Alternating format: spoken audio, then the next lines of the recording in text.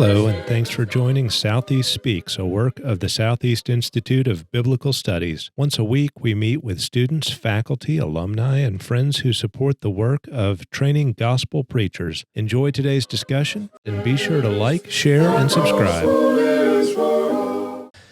Hi, this is Greg Wanderman with Southeast Speaks, and today I am here with Dale Babinski, our Dean of Students. Hey, Dale. Hey, Greg. How you doing? Good. Man, it's been a while, hasn't it? It has been a while, yes. It seems like another zone or something.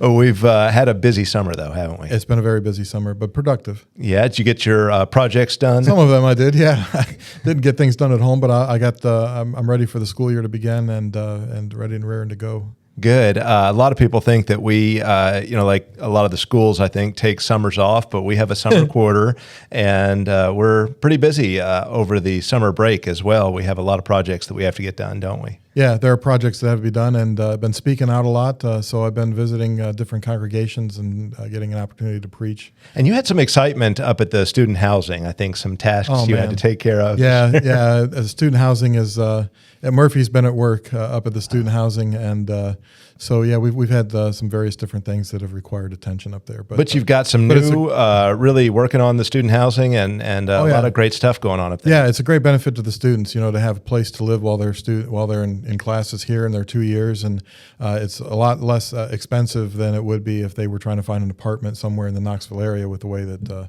real estate has really taken off here. Housing, can't imagine what it would be like to try to afford that as a student to go out there and have an apartment at these prices today. Yeah.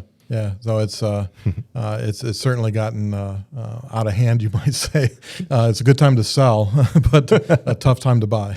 Well, we're here today to talk about Southeast Speaks, the third season. It's hard to believe, but the third season coming out, and I'm excited about it. Yeah, it seems like we were just starting all of this yesterday. It doesn't seem like it was all that long ago. I feel like, when it began back in COVID, and this was sort of the method of getting the word out to folks about what we were doing and really starting to highlight the work of what our alumni were doing all around the world. And it was a project that we weren't sure where it was going to go, but getting into our third season now, and it's a lot of fun. Yeah, it is. It's exciting to think about, the possibilities that are out there, and, having the students do more podcasting themselves as part of the classes rather than just writing traditional bulletin articles, to actually be able to do something with the technology, right? So that they can get a feel for it, get their feet wet in it, get some experience with that before they get off into their own ministry. It's just a great benefit that we're able to offer them now that we have all of this here, and to make it a part of the curriculum, isn't it? Yeah, it is. Well, season two, I really enjoyed season two. I started, we were able to do Bill Bryant to start that season off, and that was a real treat for me, having had him as an instructor when I was here, and just being such great friends with him, and he's gotten married, and just a lot to talk about with Bill. Yeah, I always joke with him and say, I think he'd be a good preacher if he just showed a little enthusiasm, But Bill's a very enthusiastic guy, very, very much dedicated to the word of the Lord and what it is that he's doing, and just an inspiration, I know, to everybody who takes his class. Oh yeah. But a lot of great stuff in season two. What was your favorite? I really liked the interviews that you did with the students, over in the other building. We might say, over in the foyer there, the church building, and having the school kind of in the background of all of those different interviews, and having them talk about the classes that they did on the Book of Psalms, because it was really great that the congregation here allowed them to teach a series on Wednesday nights on the book through various different psalms there, and so getting to hear, here's what they planned for their lesson, and then getting to sit in the classes and watch them teach and hear their lessons, and then numerous members of this congregation came up to me afterwards, and just how impressed they were with the level of understanding that our students had for those particular psalms, the depth of their study and of their classes, and their ability to be able to demonstrate that and to teach that to the congregation. It was just it was a really good series of lessons. Oh yeah, they did fantastic. I was very thankful for that, and for all the work that they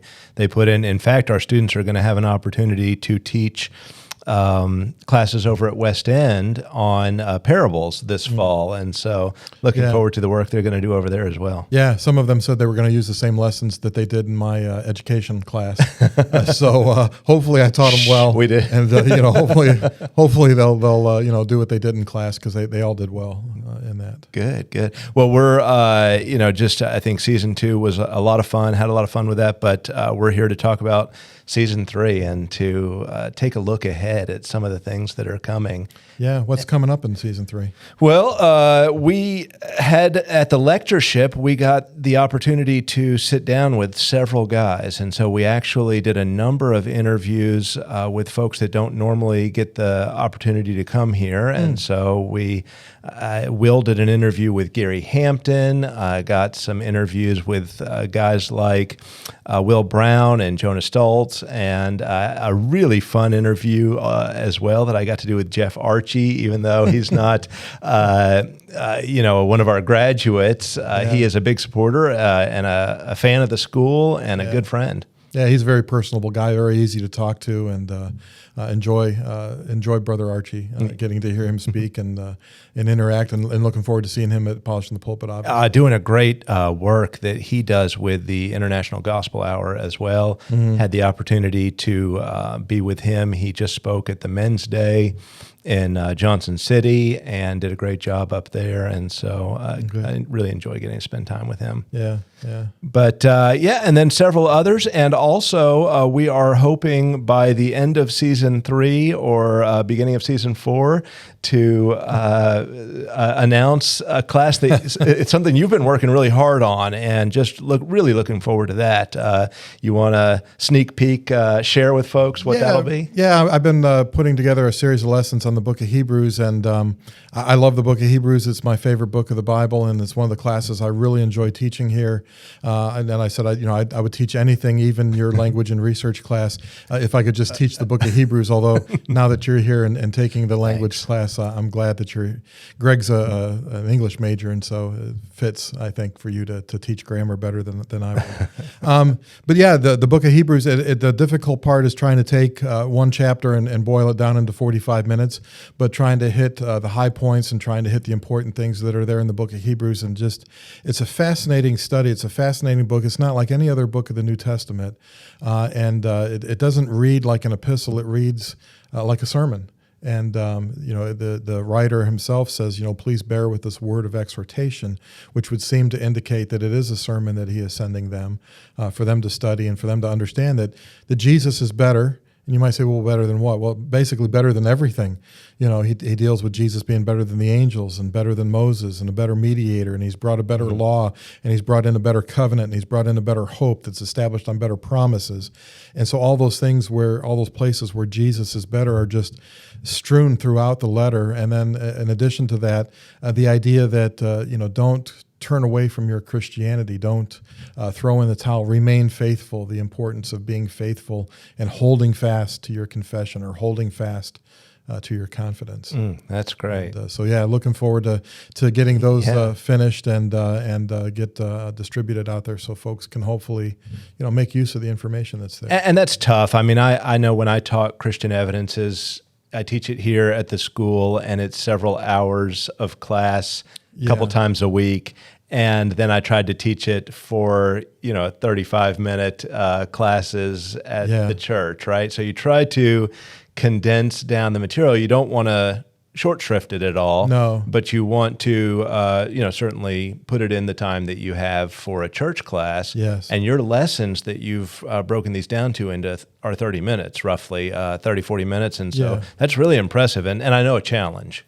It is. And, back when I was in preacher training school, initially somebody said, eventually you'll study so much and learn things that you'll have so much material and so much studying that you've done during the week that when you get up to deliver your lesson in a half an hour, you're really preaching from the overflow. And I didn't really understand what that meant at the time. But now I'm starting to see that there's, you're trying to boil down a lot of things things that you've looked at during the week, or a lot of things that you've maybe taught in the classroom setting, where you've got hours and hours to deal with things, and you're trying to boil it. Now I don't have to pause or hesitate for people to take notes, so I'm able to move a little quickly, a little more quickly maybe through the material than I would in the classroom setting. But it's still a challenge. I'm looking forward to it. I guess we should mention that since we're starting our fall quarter, we got a new group of guys in. Yeah. Dean of Students, tell us what do you think about this new crop of guys? Well, we've got 3 new students that have started with us and began their studies, and they look like a promising group. Their attitude, I think, is correct in wanting to learn. They ask a lot of questions already. It's first week of classes, but they're already asking a lot of questions. They're already indicating that they're understanding some things, maybe at a deeper level than what a lot of students do when they get here. We start talking about things. We're covering things in exegesis this week in that particular class with the new guys. And, they show an ability to be able to look at a passage and say, yeah, here's the breakdown. Here's what's going on in this passage. And they're not wandering all over the place with it like sometimes students are inclined to do, or sometimes preachers are inclined to do, to run hither and fro with regards to what Scripture. I'm not going to take that personally at all, Dale. Rather than staying in. Well, I was looking at you when I said it. That they want to run hither and yon and go all over the place for application. Well, a lot of times the application is right there in the text, and the fact that they're already seeing that, they're already recognizing that, that's huge, and that'll be huge in their studies here in their time. Well, they seem to have good hearts for the Lord. They have committed, of course, to being in a full-time program for 2 years, and I love to see that men are committing themselves and that they are, have a heart to study and to learn and to grow. So yeah. All right, so that's going to do it for today, but really looking forward to season 3, and I hope that you will join us this season and that you will help us get the word out by liking, sharing, and subscribing to our YouTube channel, or you can go to makingpreachers.com and listen to the podcast or watch the videos from there as well. And don't forget that you should be encouraging to men in your congregations or people who who might benefit from a time here, that you would hopefully recommend the Southeast Institute of Biblical Studies as a place where they can learn more and grow in becoming a minister.